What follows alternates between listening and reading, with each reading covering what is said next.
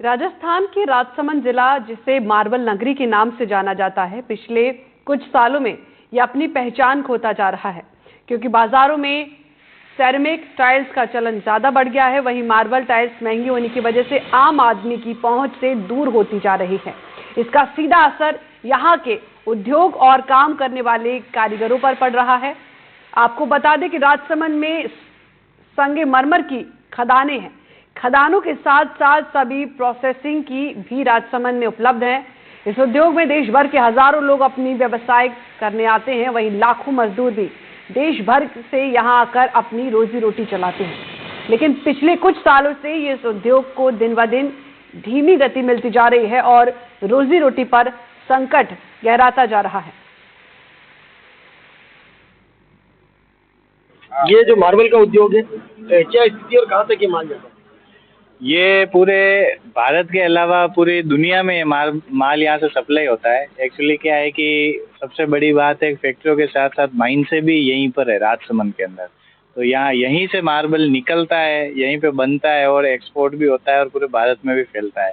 लेकिन कुछ समय से मार्केट की स्थिति इतनी गंभीर हो चुकी है कि जहाँ जैसे गोदाम पे पहले जैसे 10-10 गाड़ियाँ लगती थी, वहाँ अब 1-2 गाड़ी भी मुश्किल से लग रही है। इसका कारण ये हो गया कि जैसे सबसे पहले तो कोरोना ने पूरी रीढ़ की हड्डी तोड़ दी मार्केट की। उसके बाद अभी मुख्य कारण ये हो रहा है कि जो सिरामिक की टाइल्स बन रही है गुजरात मोरबी के अंदर, तो यहाँ पे जो भी जैसे मार्बल का वेस्ट है, करेजी हो गई, कंडे हो गए, इनका पाउडर बना के और जो मार्बल स्लरी है, इसको यहाँ से ये रॉ मटेरियल जा रहा है मोरबी गुजरात। वहाँ पे इसकी सिरामिक टाइल्स बन रही है। अब सिरामिक टाइल्स बहुत सस्ती है और उसमें अलग अलग वेराइटीज़ भी अब आ गई है। तो उस हिसाब से क्या मार्बल बहुत डाउन हो चुका है।